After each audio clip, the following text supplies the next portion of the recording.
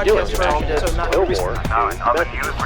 been a heavy day of military action here in the province. Blink, un podcast de BBVA, con Reyes Pariente.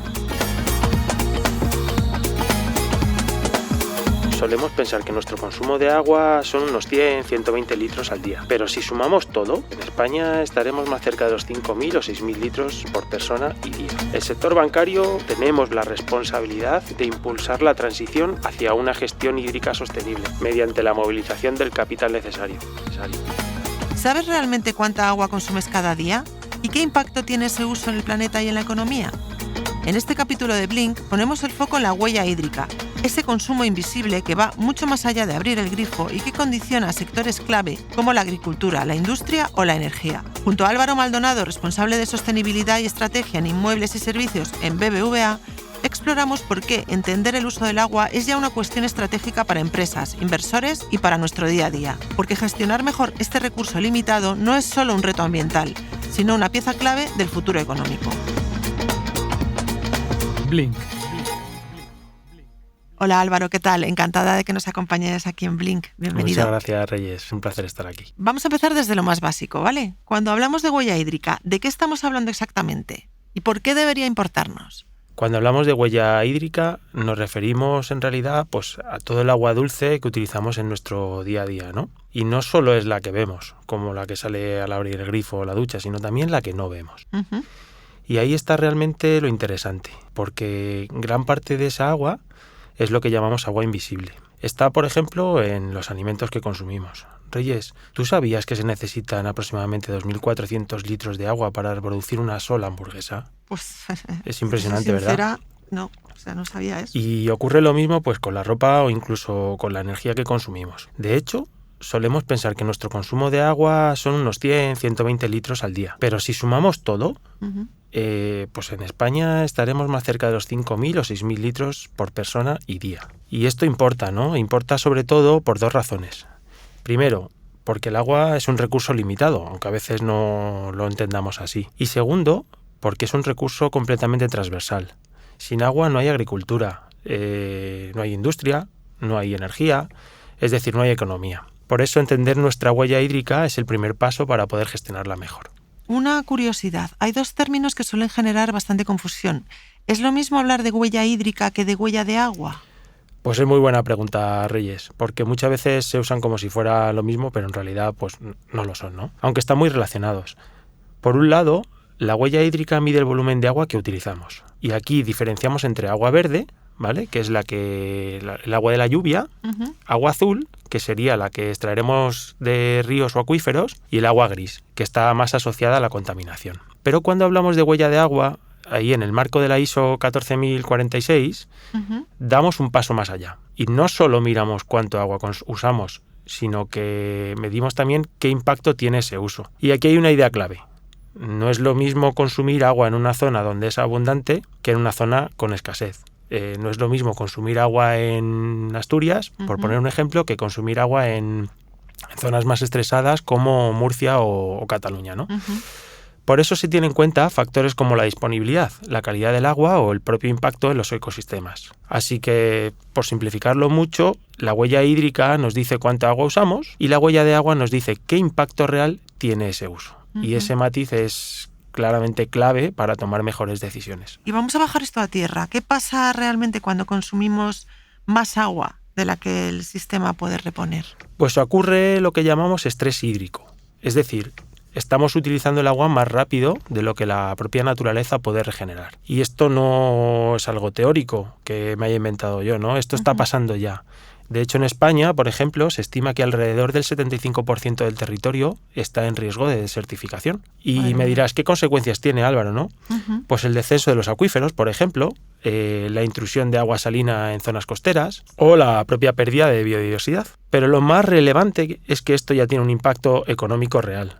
De hecho, hemos visto casos de empresas que han tenido incluso que parar o reducir su producción por falta de agua. Es decir, pues deja de ser un problema ambiental y pasa a ser un problema operativo para las propias empresas. Y a largo plazo, pues afecta a cosas tan críticas como la propia seguridad alimentaria, el abastecimiento de las ciudades o la propia estabilidad económica.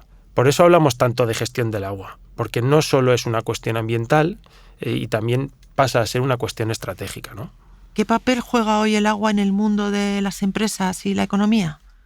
Hoy en día el agua ha dejado de ser solo un tema ambiental para convertirse en un factor claramente estratégico para las empresas. En primer lugar, porque es un input productivo esencial, ¿no? Como comentábamos antes. Sin agua no hay producción, ni hay transformación, ni muchos procesos industriales básicos. Pero es que además es un coste creciente. Las empresas están viendo cómo aumentan los costes asociados al agua. La depuración, el tratamiento, incluso la inversión en eficiencia o la reutilización. Y a esto se suma que es un recurso cada vez más regulado. Muchas empresas ya están obligadas a medir su consumo, a auditar su uso del agua o a adaptarse a restricciones, fundamentalmente y especialmente en zonas o en empresas que operan en zonas con un alto estrés hídrico. Y también hay un componente de riesgo. Un riesgo operativo, porque puede afectar a la producción, y un riesgo reputacional, porque el uso intensivo de agua, como comentábamos, en zonas de escasez, pues puede generar presión social, ¿no? Pero no todo es riesgo. También hay una oportunidad enorme. Estamos viendo un crecimiento muy fuerte en todo lo relacionado con infraestructuras, reutilización, desalación, digitalización del agua o eficiencia agrícola, ¿no?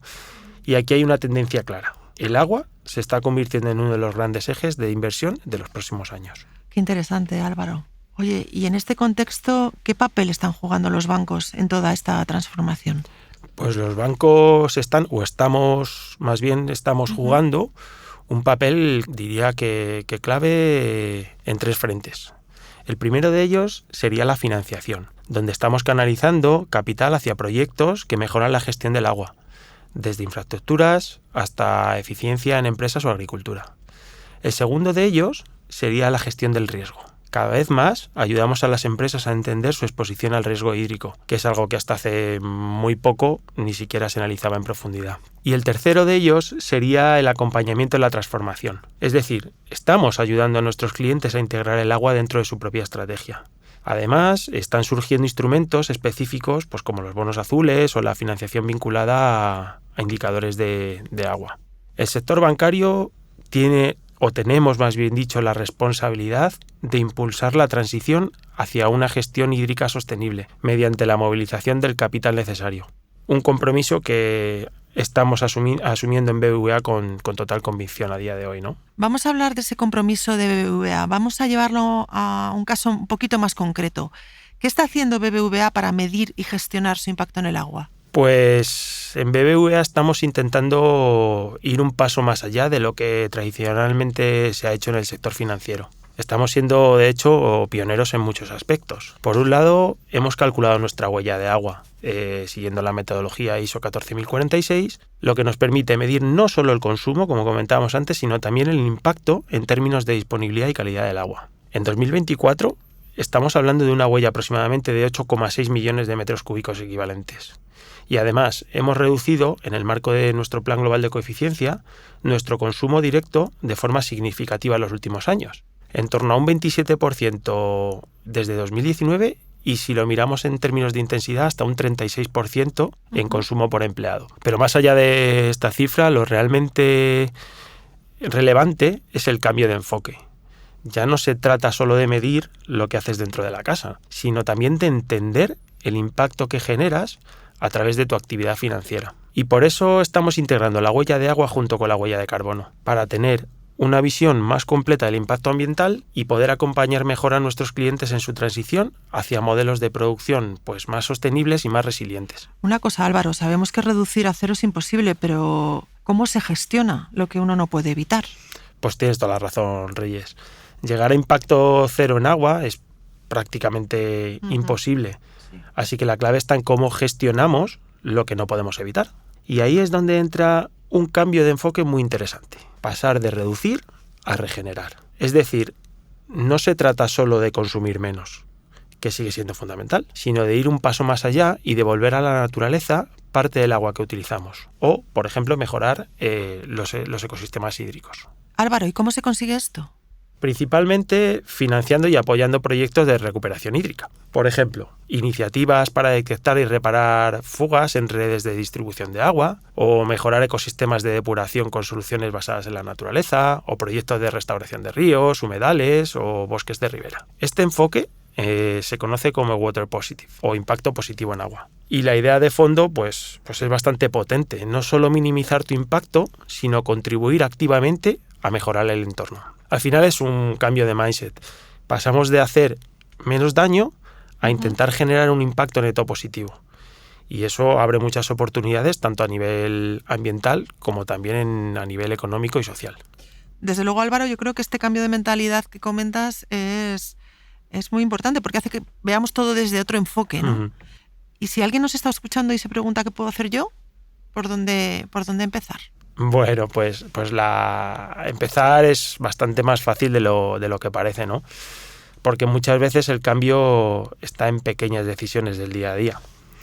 Por supuesto, cosas que ya conocemos, muy básicas, como cerrar el grifo o reparar una determinada fuga, pues ayudan, ¿no? Pero como comentábamos antes, lo más importante es entender que el impacto real o el mayor impacto no está en el agua que usamos directamente, no, está en lo que consumimos. Uh-huh. Sectores como el agrícola o el textil pues son sectores intensivos en el uso del agua y en torno a ellos giran las principales medidas que podemos incorporar en nuestro día a día. Por ejemplo, deberíamos o podríamos moderar el consumo de carne o apostar por ropa más duradera o evitar el desperdicio alimentario. También sería clave evitar contaminar el agua, con gestos como no tirar toallitas o medicamentos, por ejemplo, ¿no? Por el inodoro. Al final, no se trata de hacer cambios radicales, sino de ir tomando pequeñitas decisiones en el día a día más conscientes. Porque aunque parezcan pequeñas, cuando se suman, tienen un impacto enorme. Pues nos quedamos con eso, con la importancia de las pequeñas decisiones en el día a día. Álvaro Maldonado, muchísimas gracias por acompañarnos en Blink con un tema tan interesante. Muchas gracias a vosotros. Sigue a Blink en las principales plataformas de audio y a BBVA en redes sociales.